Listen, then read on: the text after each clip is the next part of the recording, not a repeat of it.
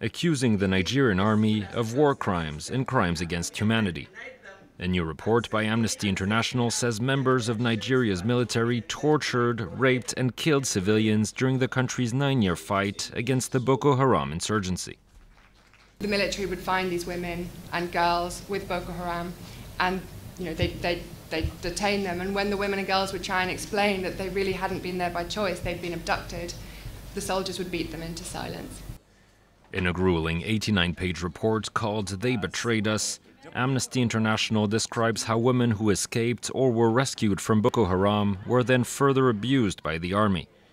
According to the report, many were forcibly separated from their families and taken to refugee camps, where several died due to lack of food and water.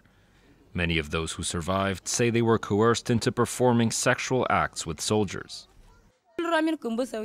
You'll see a soldier with food in his hand and he'd say, "If you like me, take this food." They would say, "Come with us." And we would think of our children crying for food. If you'd accept the food, he'd come back to have intercourse with you. And if you refuse, he'd use force to rape you.